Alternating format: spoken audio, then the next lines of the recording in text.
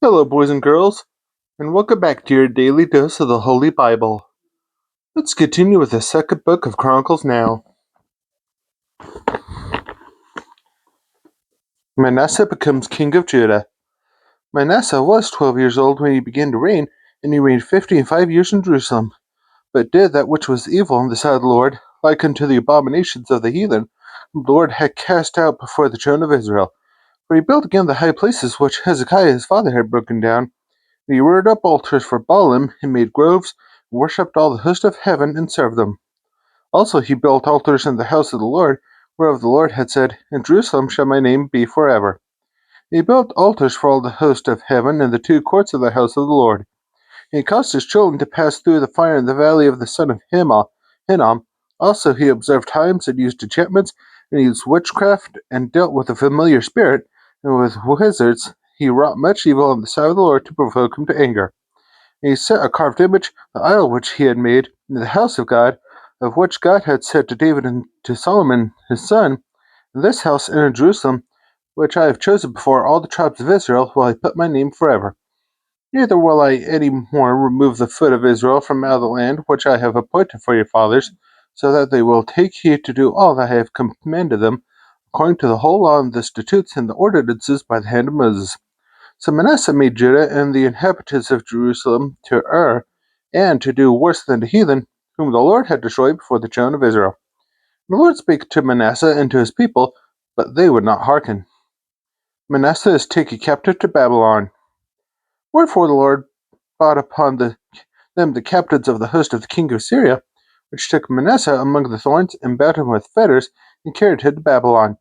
And when he was in affliction, he besought the Lord his God, and humbled himself greatly before the God of his fathers, and prayed unto him, and he was entreated of him, and heard his supplication, and brought him again to Jerusalem into his kingdom. Then Manasseh knew that the Lord he was God. Now after this he built a wall without the city of David, on the west side of Gihon, in the valley, even to the entering in at the fish gate, and compassed around Hophel, and raised it up a very great height, and put captains of war in all the fenced cities of Judah. They took away the strange gods and the idol out of the house of the Lord, and all the altars that he had built in the mount of the house of the Lord in Jerusalem, and cast them out of the city. He repaired the altar of the Lord, and sacrificed thereon peace offerings and thank offerings, and commanded Judah to serve the Lord God of Israel. Nevertheless the people did sacrifice still in the high places, yet unto the Lord their God only. Now the rest of the acts of Manasseh and his prayer unto God, the words of the seers that spake to him in the name of the Lord God of Israel, behold, they are written in the book of the kings of Israel. His prayer also, and how God was entreated of him, and all his sin, and his trespass, and the places wherein he built high places, and set up groves and graven images, before he was humbled, behold, they are written among the sayings of the seers. So Manasseh slept with his fathers, and they buried him in his own house, and Amon his son reigned in his stead. Amon became king of Judah. Amon was 22 years old when he began to reign, and reigned 2 years in Jerusalem. But he did that which was evil in the sight of the Lord, as did Manasseh his father. So, for Amon sacrificed unto all the carved images which Manasseh his father had made, and severed of them, and humbled not himself before the Lord, as Manasseh his father had humbled himself. But Amon trespassed more and more, and his servants conspired against him, and slew him in his own house. But the people of the land slew all them that had conspired against King Amon, and the people of the land made Josiah his son king in his stead. Josiah was 8 years old when he began to reign. He reigned in Jerusalem 130 years. And he did that which was right in the sight of the Lord, and walked in the ways that of David his father, and declined neither to the right hand nor to the left. For in the 8th year of his reign, while he was yet young, he began to seek after the God of David his father, and in the 12th year he began to purge Judah and Jerusalem from the high places, and the groves, and the carved images, and the molten images. And they break down the altars of Baalim in his presence, and the images that were on high above them he cut down, and the groves, and the carved images, and the molten images he brake in pieces, and made dust of them, and strewed it upon the graves of them that had sacrificed unto them. And he brought the bones of the priests upon their altars, and cleansed Judah and Jerusalem.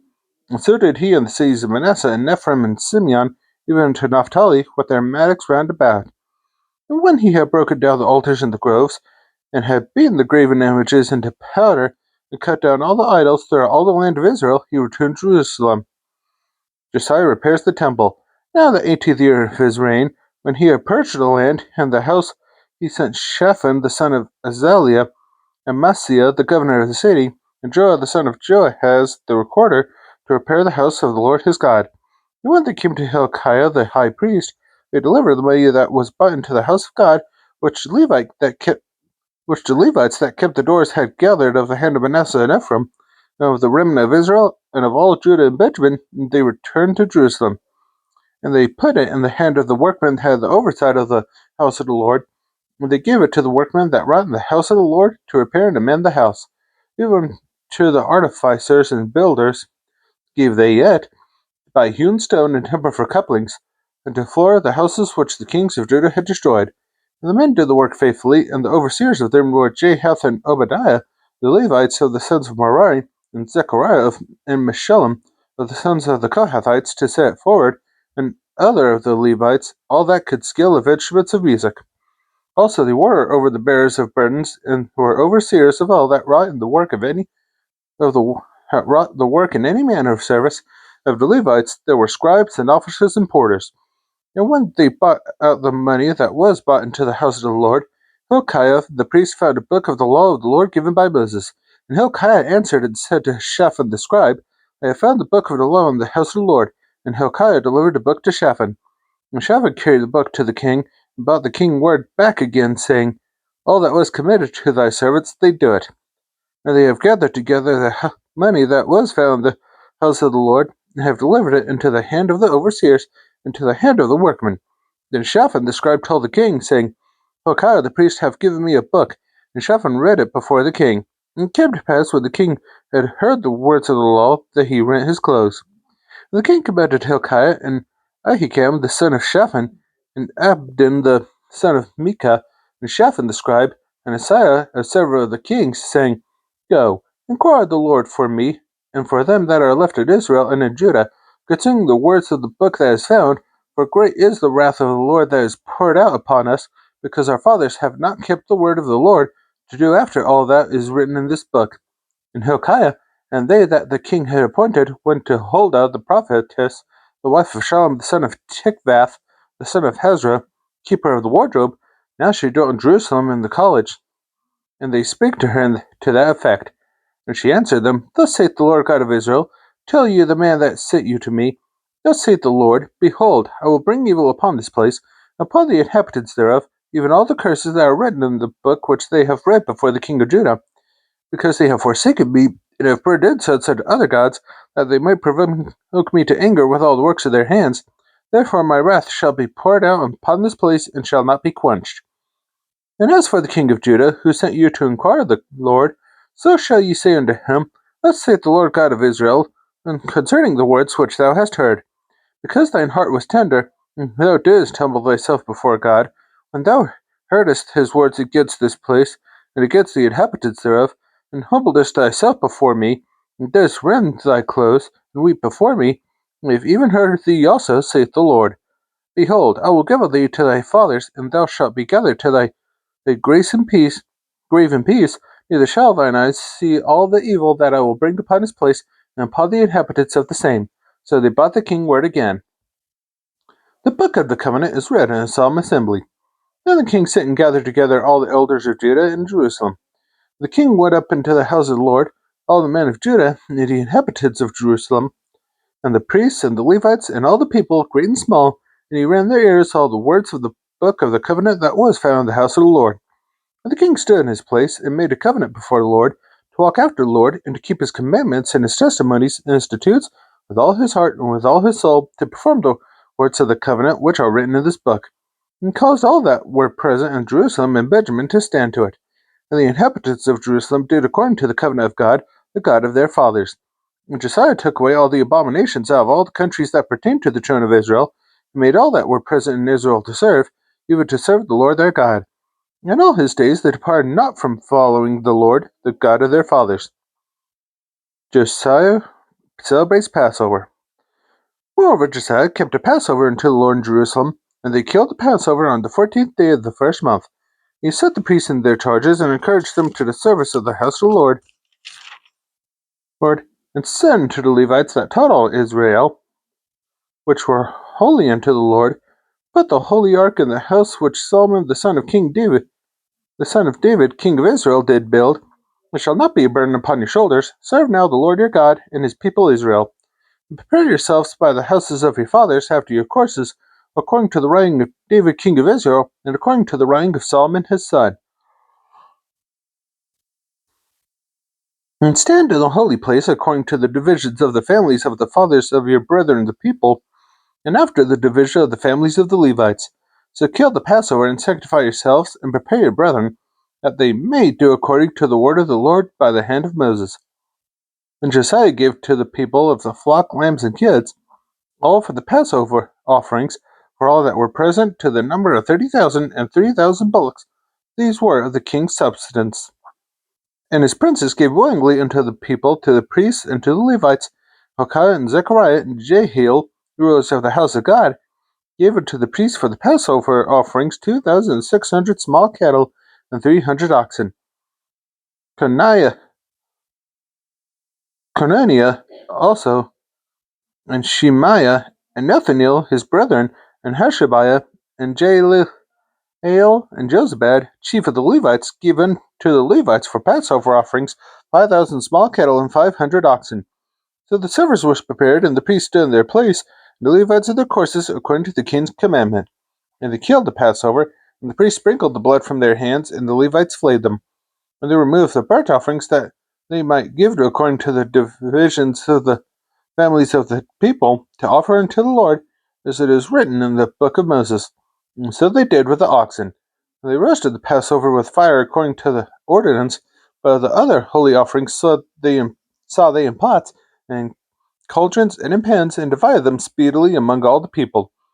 And afterward they made ready for themselves and for the priests, because the priests of the sons of Aaron were busied in offering of burnt offerings and the fat until night. Therefore the Levites prepared for themselves, and for the priests the sons of Aaron. And the singers the sons of Asaph, were in their place according to the commandment of David, and Asaph, and Heman, and Jeduthun the king's seer, and the porters waited at every gate. They might not depart from their service, for their brethren the Levites prepared for them. So all the service of the Lord was prepared the same day to keep the Passover, and to offer burnt offerings upon the altar of the Lord, according to the commandment of King Josiah. And the children of Israel that were present kept the Passover at that time, and the feast of unleavened bread 7 days. Now there was no Passover like to that kept in Israel from the days of Samuel the prophet, neither did all the kings of Israel keep such a Passover as Josiah kept, and the priests and the Levites, and all Judah and Israel that were present, and the inhabitants of Jerusalem. The 18th year of the reign of Josiah was this Passover kept. Josiah's sin led to his death. After all this, when Josiah had prepared to the temple, Necho, king of Egypt, came up to fight against Carchemish by Euphrates, and Josiah went out against him. But he sent ambassadors to him, saying, What have I to do with thee, thou king of Judah? I come not against thee this day, but against the house wherewith I have war, for God commanded me to make haste, forbear thee from meddling with God, who is with me, that he destroy thee not. Nevertheless, Josiah would not turn his face from him, but disguised himself, that he might fight with him, and hearkened not unto the words of Necho from the mouth of God, and came to find the valley of Megiddo. And the archer shot King Josiah, and the king said to his servants, Have me away, for I am sore wounded. And his servants therefore took him out of that chariot, and put him in the second chariot they had, and they brought him to Jerusalem, and he died, and was buried in one of the sepulchres of his fathers. And all Judah and Jerusalem mourned for Josiah. And Jeremiah lamented for Josiah, and all the singing men and the singing women spake of Josiah in their lamentations to this day, and made them ordinance in Israel, and behold, they are written in the lamentations. Now the rest of the acts of Josiah and his goodness, according to that which was written in the law of the Lord, and his deeds, first and last, behold, they are written in the book of the kings of Israel and Judah.